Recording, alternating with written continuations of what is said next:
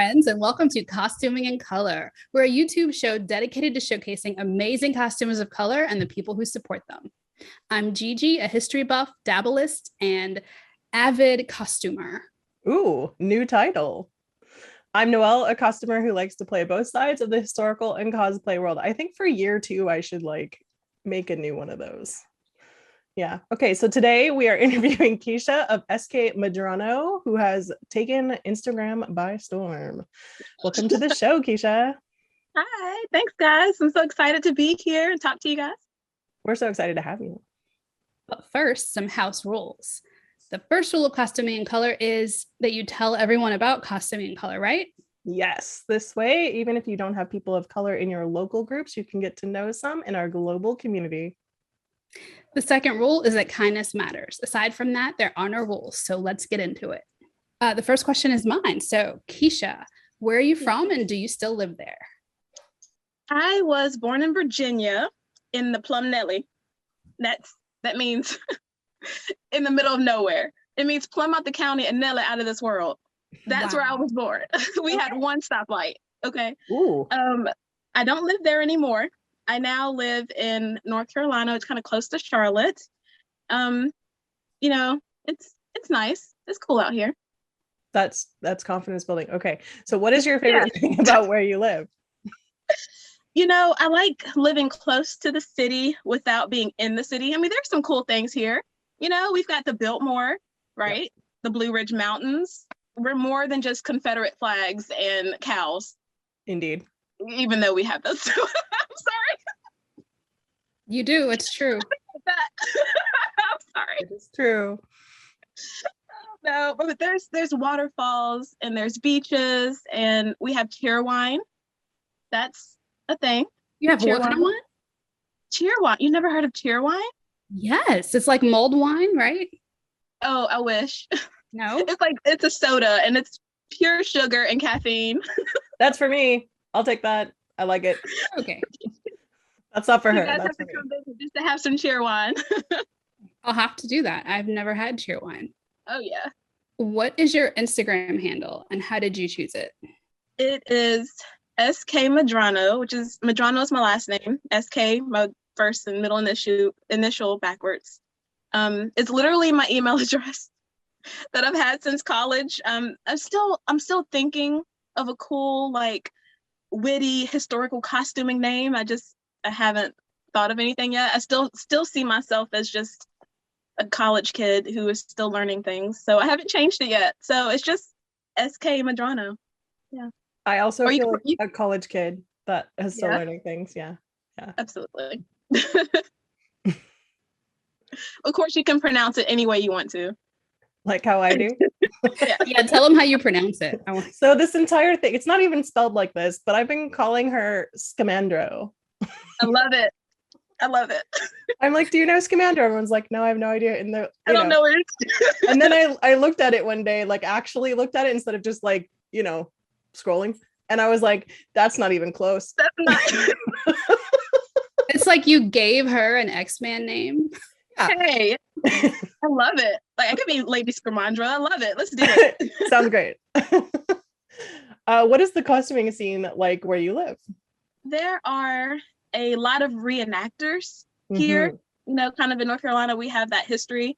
A lot of American Revolution and Civil War reenactors, and they're serious about this. I mean, they're the legit, we're going to stay outside all weekend in the rain and mud kind of guys. And I'm not.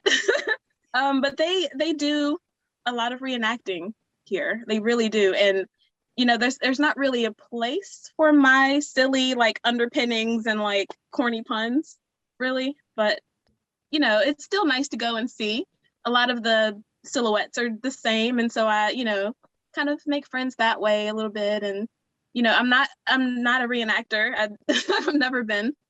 The costuming fashion side. There are a bunch of costumers in the Carolinas, so I bet you if you started a thingy, you might get some takers.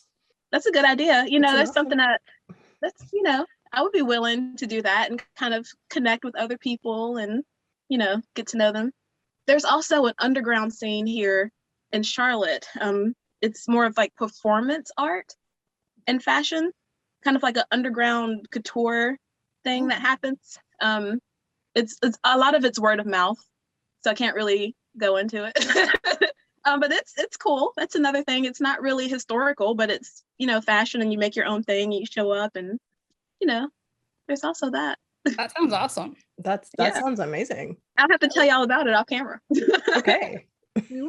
We're both like, yes. So cosplay, historical, or both? Just one word. Both with a caveat. Okay. We'll take the I would say historical mostly, yes, with some cosplay sprinkled in there. I am a mother, and my daughter, you know, has such a big imagination, and she chooses costumes that are not something I can just go pick up at Party City, you know, so I kind of have to dabble a little bit in that cosplay realm too. Since you do historical, what time period or place is your favorite? Mid to late 18th century. Regency, I think, is kind of a comfortable area for me. I also enjoy like the Tudor era and also Italian Renaissance. That's something I'm working on now. I haven't really posted anything about it. I'm still kind of learning and playing around with it. But yeah, I would say probably like 1780s to early 1800s. Well, you are also talking to the very right person about Italian Renaissance. Like, Gigi's got this. Oh, yes. Yes. If you want to geek out about that, we can chat. Or you'll just be vastly disappointed and come up with these things. I will not. I want to talk to people about anything they want to talk to about the Renaissance, whether it's just about the women who lived there, the food they ate, or the clothes they made, or how, like, all of it is my thing. So I won't be disappointed. Getting to talk about it is like the best thing for me. It's awesome. That's so great. So since you mentioned you do a little cosplay more for your daughter than for you, what type of characters do you two gravitate towards as far as like coming up with costumes? So she's recently been into anime and starting to like those kinds of things. Like we've done Raven from Teen Titans, but she, you know, wanted the comic book Raven, not the cute little Teen Titans Go Raven. So I had to make the whole cloak and all the stuff. And we've done some things from Avatar, The Last Airbender. You know, she wanted to be doing some things like that. Her recent for this year, she wanted to do Ravenclaw, but make it Renaissance. Ooh. So that's something that we just finished. You know, she just wanted to, she didn't see any Ravenclaw representation out there. So that's what we did. How did you start in costuming? Okay, so this is a long story. A very specific one, because I'm able to pinpoint the exact moment when I was like, this is it. Like, this is what I want to do. Okay, so some background information. I was raised in a very strict Christian religion. I'm not going to say specifically which one, but just very, like, no outside television, no outside movies, no outside books. Like, no, we could only kind of hang out with each other. For entertainment, we would just recreate Bible stories. I feel like this is just all religious trauma. Like, I don't know if I should. Are you guys my therapist? For today, anyway, yes. We would, you know, just kind of recreate Bible stories as entertainment. And when I was 8 years old, I played Jezebel. And in this, I don't know if you're familiar with the story of Jezebel or not, but she, in our story, she wore this awful, like, just glorious polyester crushed velvet confection of jewel tones and pearls and like it was supposed to be overkill, you know, like she was this evil temptress and she's wearing all these stuff. I felt fabulous. I tell you what, it had the worst. It had the complete opposite effect on me. I was like, I am never taking this thing off. Like, I was hooked. Like, I wore that thing up until it fell apart. Like, I just loved it. I loved how it felt. And then when I was in high school, you know, you kind of rebel a little bit. You know, you kind of find ways to, you know, kind of separate yourself from that. And I joined the drama club. Surprise, surprise. I joined drama, and I would help make the costumes for the roles, and I would just wear it. the entire day in school, like just hanging out in English class, just dressed as the wife of Bath from the Canterbury Tales. Why not? Like I would just, and it became so normal that people actually looked at me strange when I wasn't wearing a costume. Like when I was just in a hoodie and jeans, they're like, "Oh, you're not the Cheshire Cat today. That's, that was your personality. I thought that was you." Like, what was the story? I didn't really know what historical costuming was. I just knew that I liked to wear like long swishy dresses and big poofy sleeves. Like that's what I felt comfortable in. And as far as the sewing goes, my grandmother used to sew all the time. She was a night nurse for years. So she would hand sew, all of her patients were asleep. And she would have me help her with the patterns. I learned all about tracing wheels and, setting up patterns and things from her. And I just sort of started making my own things. At first, it was just a kind of robes and things to hang out in the house. And then I would start, just like, I'm just going to wear this skirt out. Why not? And it kind of ballooned from there. So that's my very specific story of how I got started. I mean, that's awesome. And I think your X-Men name should be Jezebel. 100%. Okay. Yeah. That's a good idea. You could be like code name SKMedrano, but but Jezebel, yes. Yeah. The like public facing name. Oh yeah. Maybe I should. That's a good idea. What keeps you in the costuming community? I think the prospect of friendship and fellowship, surrounding something that we're all very interested in, being able to learn and teach each other and just watching each other grow, I think too, like watching your skills grow. And that's just kind of what makes me happy. And I know that I'm not alone. This is like, a little bit of therapy, but I spent so long as a child being by myself and kind of being told to be separate from everyone else. So it's nice to be like, oh, here's a community of people and they're like me, and they understand. They're not going to ask why I'm wearing, a corset or a stays in my house. Like, you guys do it too. Like, oh, I'm working on a mock-up, so I'm not going to keep lacing myself. I'm just going to keep it on all day. Why not? And you guys totally get that. So 100%. I think that's what keeps me in the community. And, every day I'm just like, oh, you guys, thank you for letting me be here. We are very happy to have you. Like you burst forth one day and I was like, who dat?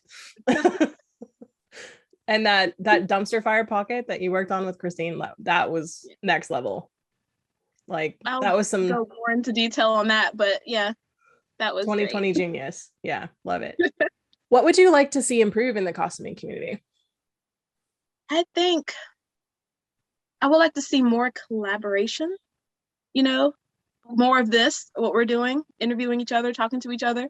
It's been a hard year and a half. We haven't really been able to see each other face to face. So I would like to see more of this, more people interviewing others, getting to know each other. More mentorship, I think, is another thing I would like to see. Just, you see a fledgling person, oh, this is my first thing I just made and I love it. Like, swoop in there, just be like, hey, you're doing a great job. What's next? Like, not saying that you have to tell them they're doing something wrong. Just, get them excited about their next project, like what they're going to do next. And, if you can help them source materials, like you don't even have to spend money, just being a mentor and being open to new ideas and feeding those ideas. I think that's what I would like to see. I think sometimes we can be a little hushed about our own projects and not really interested in what others are doing because you want to put yours out first. Like, no, like let's get everybody going at the same time. We can all have cool stuff come out and shut down Instagram. 100%. I agree with you. Yeah. What's your favorite completed project? I think my favorite is my blue 1790s open robe, the shot silk. Yeah, that one is my first silk dress that I've ever made. Everything else has been kind of cotton or linen or poly. It's my first silk. And shout out to Carolyn from the Modern Menswear Maker for sliding into my DMs and talking me into making that first cut into the silk. Because I've had that silk forever. And I think I made a story. I posted something like, oh, if only I could, cut into the silk. And I just like, just a little fleeting comment. And she was like, you cut that silk. You cut it right now. Let's do it. Like she was literally like there as I'm cutting, like making the first snip into it. And it was just like, I needed that. And that's what I want more of. I needed that. I needed that little push, to just cut it, just do it. And like, once I cut it, I put it together in like 2 days. Yeah. It was just getting that first initial cut over with because it was silk, like there's just something about it. Like that was just next level to me. And it was one of the first things, like the first like yardages of silk that I've had that I bought and that wasn't thrifted. Like I bought it. So yeah, I think that's one of my favorites for that reason, if nothing else. I mean, there's also the peacock cloak, which is Lord. A lot. Yes, gorgeous. But I do relate to that. When you're cutting into something expensive, there's a lot of you don't want to get anything wrong, and if you cut into it, you might make a mistake. So if you just don't cut it, then there's no mistakes to be made, and everyth's fine. It's not ruined yet because you haven't cut it. I feel that way the first time I cut into anything at all. Yeah, even cotton. I'm like, okay, here we go. Mm-hmm. Yep. I understand that. I work a lot with thrifted materials. That's one of my passions is like go to a thrift store. And so there's a very finite amount of fabric. There's no ordering some more if I mess it up. So I definitely understand that. But at the same time, this was just thrifted fabric. You see, so I have to like kind of talk, like I have like the angel and the demon on my shoulders. Like I have to like, just do it. It's thrifted. Or, oh, you don't have but 3 yards of this. You better not mess up. That kind of, I'm great. I'm mentally stable, I swear. So are we all. What is the silliest thing that's ever happened to you during an event or otherwise? Oh my gosh. Something silly always happens with me. I'm a silly person. That's how I relieve pressure and kind of self-soothe. It's just by being silly and making jokes. To go back to the peacock cloak, that cloak is completely ridiculous, y'all. Like it's pretty, yes. And I took pretty pictures of it. But for someone who is, again, I was so used to being so introverted, so, guarded, not a part of the world, just kind of separate from everybody. I wore this thing to an event, to the Renaissance Festival. And if the invisibility cloak had an opposite, that's what that thing is. Yeah. Like I couldn't make it 2 steps without, oh my gosh, you look like, and just going into it and like, wanting to talk about construction and I was just like speech, like I was giddy, like I was almost like blushing the whole time. And I was like, I felt so like ridiculous and silly in it. I posted it a while ago and I didn't really make a big deal about it. I was just like, oh, we had fun at this, at this festival. And I don't think many people really understood the gravity of what it was.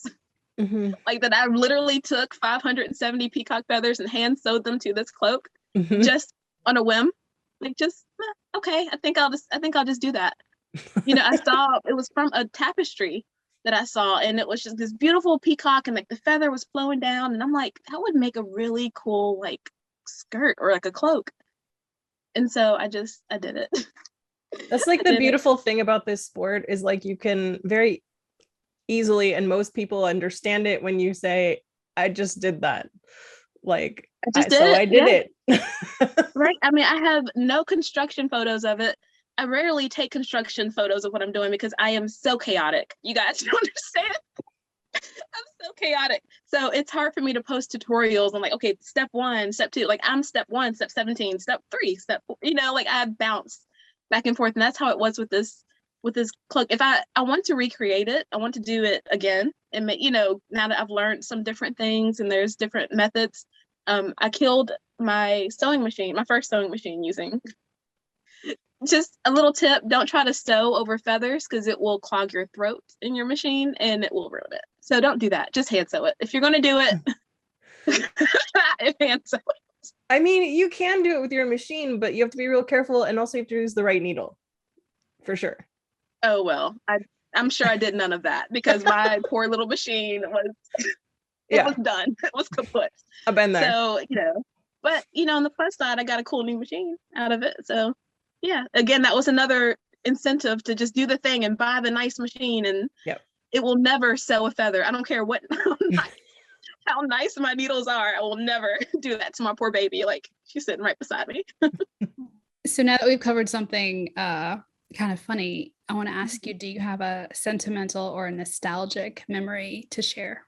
Yes. So going back to the dumpster fire pocket, that when Christine from Sosteen collaborated with me on that pocket, and it was something that I was trying to create a pocket. I wanted it to be beautiful and embroidered, like all the nice extant examples that I see. And, you know, I had a particularly rough week. I feel like it was when the pandemic was in full swing. Yeah. And, you know, I work in a hospital. And so it was just a particularly rough week. And I'm trying to concentrate on this. I was trying to make like the beautiful flowers in the middle, and it just was not working. It was not working. I was just erasing. And then finally I was like, you know what? This is just a dumpster fire. And I just drew a dumpster fire in the middle of my pocket. And, you know, I looked at it and it made me laugh. Like, it was cathartic. Like, I just laughed and I laughed and I had like tears. Like, it was like, it was almost like maniacal laughter, you know? And I thought about not posting it because I'm like, people are going to fight me and they're going to exile me from this community. Because I'm like making a mockery of, you know, what I was thinking, but I was like, I'm just going to post it. And if they hate it, I'll just delete it. And when Christine DM'd me and was like, I want to digitize this. Yeah. Like, can we please make this? And this is how a lot of us feel. Again, I think that solidified for me, like, oh, like I really do, like these are kindred spirits. I bought like, one. They understand. And I know, and I geeked out and was freaking out when I saw your video. And I was like, hey, I did that. Like, oh, it just meant so much to me. It still does. And I felt valid. Like, I felt like a true, like, part of the community. And like people could laugh with me, you know, and they kind of felt the same way. And even now when I still see it, like I just grin. Like, I'm just like, oh, that's so cool. So yeah, shout out to Christine. She's the best.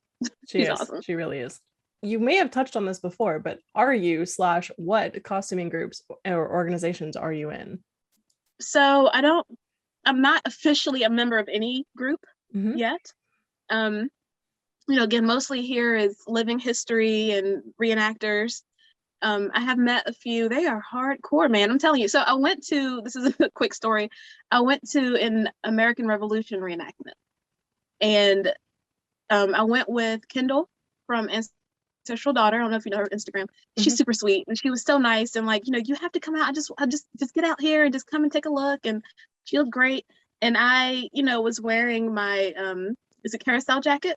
It's like, you know, something fresh I just made. And it was pretty and pink and peachy, you know, and it was like raining. And so I was thinking, you know, oh, we're going to be inside. It's cool. I can still wear my white pompadour American Duchess heels. No, it was crazy. Like, I mean, they're completely muddy, but it's okay because I was going to dye them anyway. It's fine. But yeah, like they truly are legit, man. I mean, they're out in the tents. They're like making their food out there, like just for themselves. Like there was no one really watching them do this. They were just out there vibing. I'm like, wow, you guys take it. I mean, of course, that was probably not the best experience for me to do it my first time. You know, I have like, I'm never doing this again, but you guys are cool. They were very welcoming and very sweet. But man, those people, like if you like camping, go for it. Like that is your thing. That's not, I'm the same. I like camping. I like camping when the weather is nice. Like I like it. There's a contingency. I think there's a caveat. Like if the weather's going to be nice, then let's go camping. But if it's not, I don't want anything to do with it. So, but you know, they have events planned out, and if it's going to be raining, they're going to be there regardless. So that's a level of dedication I don't have. And the thing about North Carolina is like our temperature can swing wildly over the course of a day. So it could be nice, you know, 60 degrees during the day and then drop down to 34 in the middle of the night. So it's I don't know. I don't think I'm cut out for the outdoor life. You know what I mean? But there are a few Facebook groups that I'm a part of. Like I like the history bounding why BIPOC group. I like that. I do follow the reenactors of color, even though I'm not a reenactor. I still follow. I still like to be there and kind of look watch what everyone's doing and look at the costumes and the dress. And I mean, technically, I'm not either, though. Like, I'm not part of a reenactment group here in America. I've been to reenactments. I've mainly been to ones in Europe. But when I was trying to figure out a name, if it was costumers of color, like the acronym would be COC, and I did not want Right. That's true. No. So we didn't even discuss that when we named this channel. Oh, that's what I've been doing that all week. I'm like, I'm gonna be a part of the CIC, y'all. But that's way better. It is way better. I have this friend who says that if there's not 24-hour room service, then she calls that camping, and I'm in that category. Okay, I'm down. That sounds good. So I've always wanted to try glamping. Have you heard of that? I have. I've done it. Is it nice? There, no. It was okay. Okay, Gigi likes it. It was okay. There were still spiders. I'm like a nope to that. I'm out. So, I'm out. Nope. I have a true blown phobia of spiders. Like I cannot. It's not a cute little Miss Tuffet. Oh no! Like I will burn this place down if there's a spider. And I live where there are tarantulas and scorpions, and I'm like, no, I'm out. So what you need to do is you need to go RV camping. You need to be in an RV, but be in a nice, like outdoor, beautiful location where you can step out, or you can just open the screen door, right? Open the door and look out the screen and see, but still be inside with climate control and a bathroom and a stove. Yeah. Like that is the best of all the worlds, in my opinion. Yeah, Gigi's RV is bomb. So yeah. Okay. I would stay in that RV. Highly recommend. What conventions or events would you recommend? Just as a general, go to your Renaissance Festival. Like I'm sure there's one near you. Like there's always some, just go every year, just go. And you can wear whatever you want. Our Renfest actually has different themes every weekend. And there's one weekend where it's the Time Travelers weekend. So you can wear whatever era clothing you want. Like you can be from the future, you can make up something, you can do, from 1800s, you can do bustle dresses, like you can do whatever you want, anything goes. And as a new costumer, I feel like you need to go to the Renaissance Festival. Like if you want, go the first time and just look around and kind of feel for the area, but wear your thing, wear whatever you just made. If you just made a chemise, wear it. Like if you just made some stays, girl, wear it. Boy, wear it. They wear it. Like I don't care. Like just that is the number one place to just do it. That's like I feel like there's no niche. There's nobody who's going to pick apart what you're wearing because everyone's there. Everyone goes to the Renaissance Festival. And they don't care if you have like zippers or any, like just wear whatever. Right. Like literally, Exactly. I go in jeans and a t-shirt too, and that's all fine too. Like anything you want is cool.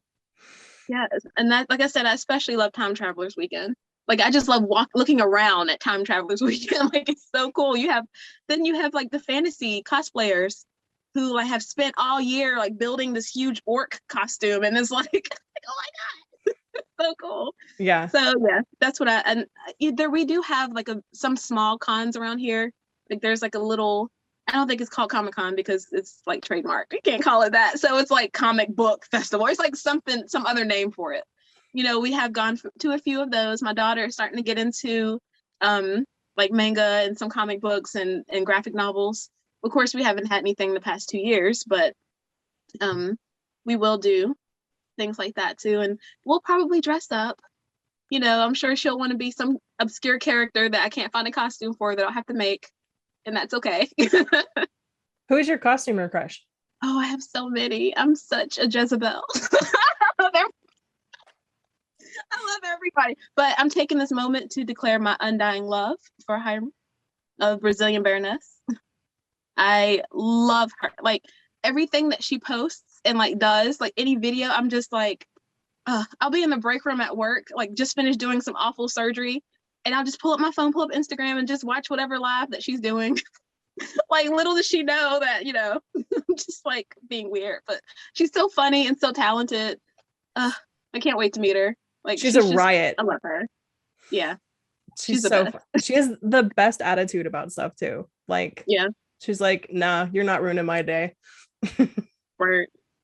Yeah, we were supposed to all go to what is it? I don't even know how to say it right. That's Latumne? I don't Oh, know.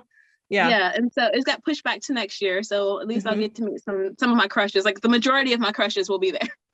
Yeah. So I'm super excited about that. I feel like that ball is going to be amazing. There are so many costumers of color going to that. So let me just pitch that. It's Modern Marie Antoinette's situation. So you can hit her up for tickets. The ball got pushed back. So I think she might have some waitlist situation going on for people who can't go anymore or whatever. But like, if you are a costumer of color, there is a large contingent of costumers of color going to this event. So you can feel comfortable and safe that you will be in a group of friends. That is the place to be. Like I was on the fence about it because I'm 13 hours away, I live in North Carolina, and I joined the group. There's a Fitsilatoon support group. And I was looking around, and like within 5 minutes, I knew I was going. Like I was like, okay, that's it. I bought my plane tickets. I'm like, I'm ready. Let's do it. Because it was just that I didn't have to feel uncomfortable. Like there's always that initial just uncomfortability about doing anything. And I immediately felt like I was gonna be safe. Yeah. And the way she planned this event was the way to do it. Like, I don't know how she did it. Like she needs to do a tutorial for others to understand how to like provide a safe space for people, because it was just so comfortable. And I think part of it was her collaboration with Sosteen. She's someone that I trust already, but knowing that she's a part of the planning, like that also made me feel more comfortable, even just as a medical doctor. Like knowing like this was the correct way to go about doing this event during a pandemic, and even the decision to postpone, know? Yeah. It's going to be a great party. Is it Minneapolis? Is that right? Yeah. Milwaukee. Oh, sorry. Milwaukee. Yeah. So. And there's a few other little events that we're going to do like a high tea and like a couple of little, I think there's excuse me, there is a mansion there that we're supposed to tour as well. It's like we're supposed to do like an Edwardian thing there too. So yeah, it's blown up into a whole weekend. Tell us what your routine is for when you are sewing. Do you watch a playlist? Do you listen to a playlist? Like, what do you do? I love documentaries. So specifically true crime documentaries, or historical, like who did it, like who done it kind of documentaries. I also listen to a lot of audiobooks when I'm sewing. Usually it's like the romantic fantasy type, like if witches and vampires and fairies aren't fucking, I'm not reading it. I'm sorry. We can edit that. That's going in for sure. Okay. Like that's, I don't really listen to nonfiction, like it's got to be just something to pique my interest. But I actually don't listen to like costume videos while I'm sewing, because I want to watch you guys. Does that make sense? Because if not, I'm going to be not watching what I'm doing, and then I'm focusing on you guys. So actually, I suffer from something called double depression. It's a real thing. I'm like usually at a constant state of depression, then I have the lower depths of depression. So sometimes to kind of, when I feel myself in that mood and I cannot physically bring myself to sew or make anything, that's when I watch costume. I watch you guys, because then I still feel like I'm part of the community. I'm still contributing, while my body is recovering and my brain is getting myself prepared to start back up again, So when I'm actually sewing, that's when I'm listening to, Jack the Ripper podcast, or just whatever true crime, like literally like the worst. There's murder and then there stays. So I have a question. Sewing, and that sound, that TikTok sound, her legs were cut off. Her legs or her feet were cut off. Like that's what I'm doing. I'm like, this is great. Perfectly fine. Do you listen to that lady who does the true crime while she's putting on her makeup? Yes. I love her. I do. Where is there's another lady. She also has an Instagram, but she'll tell you a story about some serial killer or just murderer. She'll give you all these details while she's getting ready. So she's putting on her makeup. Completely slaying her face. Like her makeup is beautiful. but like I don't watch her. I just listen to her, and I need someone to do that. Like like someone who sews needs to do that. Like they're drafting their pattern, but they're not talking about drafting the pattern. They're talking about how that man across the street murdered 14 women and they're in the basement. I don't know. I mean, you could start a YouTube channel. I'm just saying. Oh my gosh, no one wants to hear this voice. Yes, we do. Oh, it's terrible. People listen to me just rattle on about nothing all day. Like, but what you're doing makes so much sense. Like, I don't know, it's different. And remember, like I feel like people like consistency. Like I'll literally go like 2 weeks where all I can do is get up and go to work. That's true. And like I'm taking care of my daughter and cooking food, and like it's hard for me to be able to put my all the way I would want it to be. I think so. That's why, like, even sometimes with my Instagram, I'll feel so bad. Like I'll go a whole month without posting anything, or like even going on Instagram, and I'm like, oops, so do I need to do that. Like, okay, I still love you guys. I'm climbing up from the trenches. Just give me a second. Literally no one's judging you. Like literally no one. And we're just happy. Yeah. If you ever wanted to start that YouTube channel, you come talk to me, because I will boost you. I will encourage you out the door. Out of every episode of Costuming in Color, I've never heard anyone say that they're interested, even remotely. Nope. In a true crime, true crime historical costuming mashup. Hey, if you're watching this right now and you would be interested in that, go comment down below. And in fact, if you want to, click on the little link to Keisha's Instagram and let her know somewhere in there. Send her a DM. She would love a DM from you, is what I just heard. And although I don't care about any other country but Italy, I will actually do a couple about the women I know in Italy who are kind of notorious and have done some really like dastardly things. I think it didn't occur to me that people would want to hear about that, but I'll tell you, like, I don't have a lot of stories. I have like a good 5, but I'll share them and I'll link you. That's a series. I'm here for it.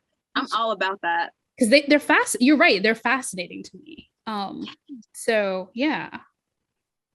Someone once said that all serial killers are male, and I'm like, all serial killers that have been caught are male. There you go. That's right.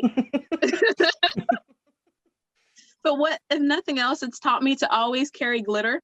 Yeah. Always carry glitter. Because my kidnapper will not get away with that.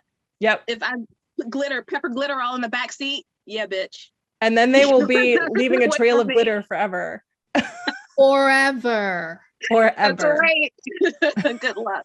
We left New York over a week ago, and I still have glitter from Nami. Like, every time I see a little bit of it, I'm like, there's a little bit of Nami. It's true. All right, who inspires you? Women. I know that's so generic, but just women in medicine, and women in costuming, and Black women and Hispanic women and Asian, like, just, we are so awesome. Like, we are nurturing, and we're creative, and we're strong and smart.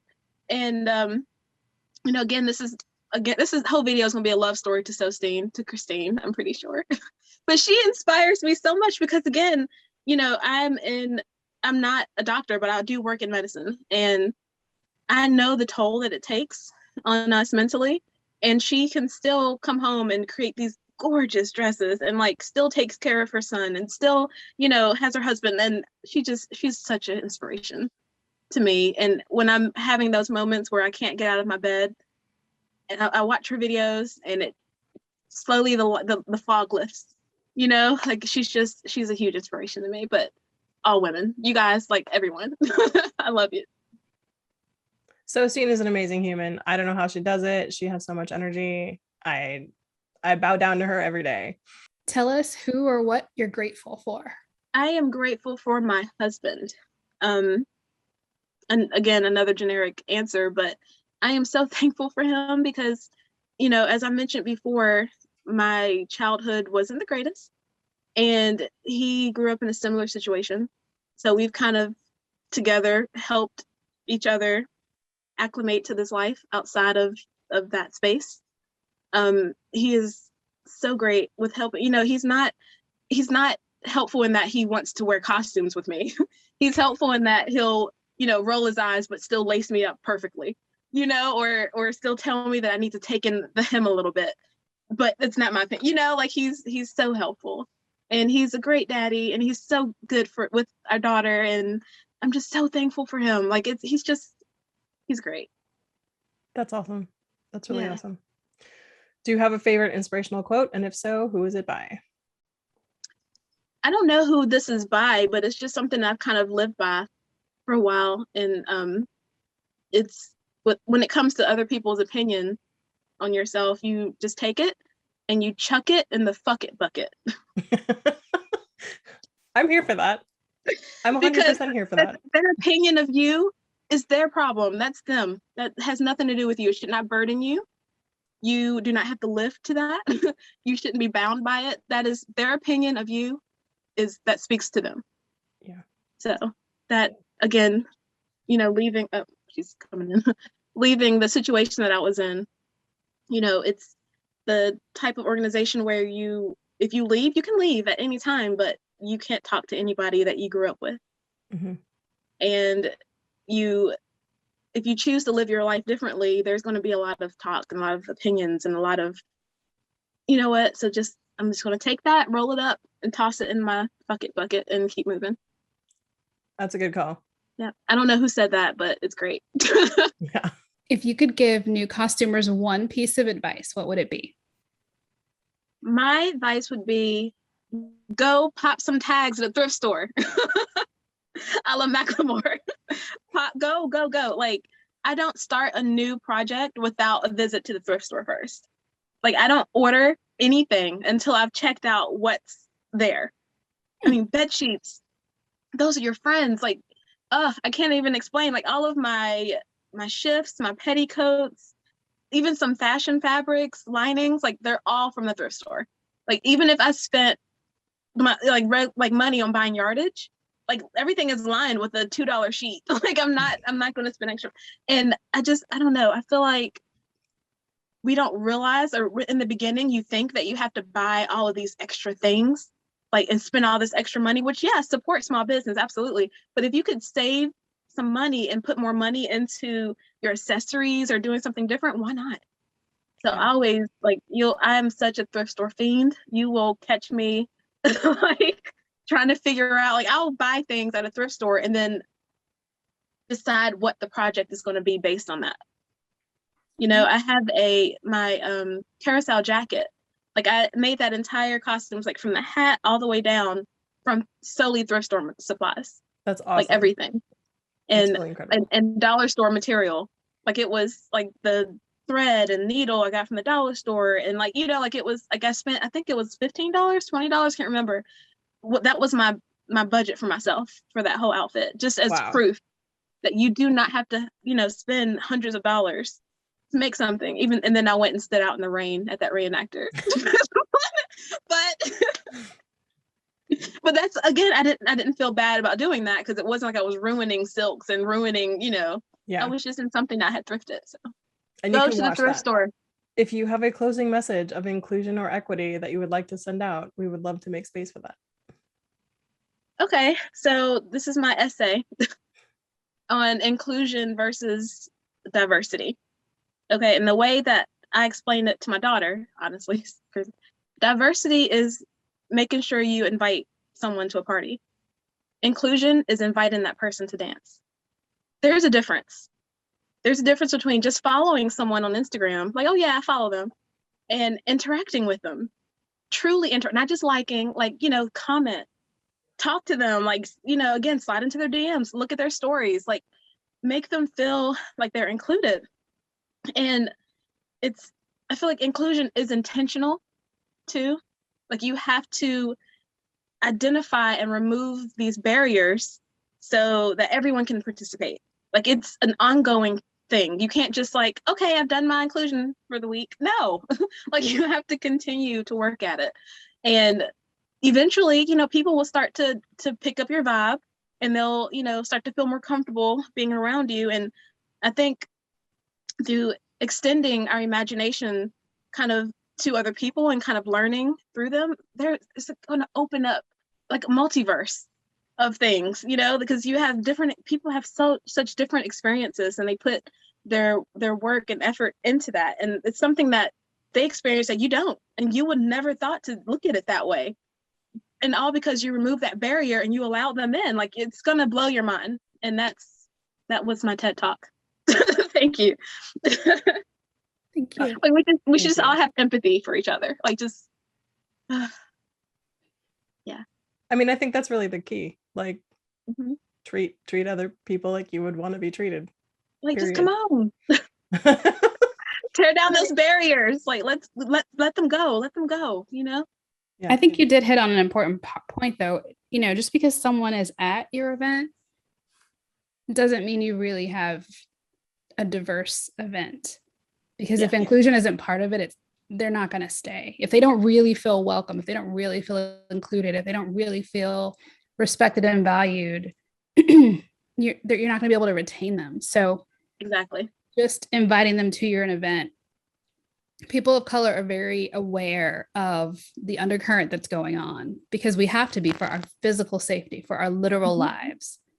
So every time we go out, we are looking at not just what people are saying and doing, but we're looking for the between the lines so that we can stay alive. And so if I go to an event and I've been invited, that's one thing. But if no one talks to me while I'm there, then what's the point? That's almost, to me, that's worse. Yeah, because then I feel like, okay, well, they don't really want me here, so I don't want to bother them. Like, I would have rather not come than to feel so rejected and to know I'm not truly, there's not inclusion here because I'm not being welcome. So I think that was a really great. And then the next time an invitation comes out, you'll immediately go back to that feeling of, oh no, I'm going to be a prop. No, you know? So thank you for giving that message. I hope the people who need to hear it will hear it. And I will try to also take away what I can, so that if I plan an event, I can make sure to remember that, because sometimes we, like you said, get wrapped up in our own issues. Like, I suffer from depression as well. And sometimes I'm just trying to exist in a space and I forget to make sure I speak to everyone. So I need to make sure if I'm holding something, that I make sure to dignify everyone who's there by that. Thanks for that. Or by, kind of electing officials to help you. Have other people of color there who's kind of part of the planning committee, who can also branch out and kind of put those feelers out and make sure everyone feels included and welcome in a safe place. Yeah. All right. Well, thank you so much for joining us, Keisha. It was lovely to get to know you a little bit better today. Yeah. Oh, it was great being here. Thank you for having me. And thank you also to our viewers. We're happy that you joined us. We will leave a list of Keisha's information below. Make sure you go follow her on all her platforms, and make sure you like this video and subscribe. No, that's what Noelle's going to say. No, you can go ahead and say that. That's all good. It's okay. your channel too. Make sure you like this video and subscribe here as well. Gigi said what she said. Give Keisha a DM if you want that specific YouTube channel created, because like, what I heard is she's ready if she feels like there's an audience. I am not trying to bully her into a YouTube channel. Oh no. Yes, I am. A little bit, just a little bit though. Yeah, so please do give this video a thumbs up if you liked it, subscribe if you haven't, and if you think that there's a costume of color that we should talk to and interview and you would like to see on this channel, please leave it in the form that we leave down below, so that we can get to know that person and have them on our channel. And make sure to leave a little bit of love for Keisha in the comments down below. Bye, guys.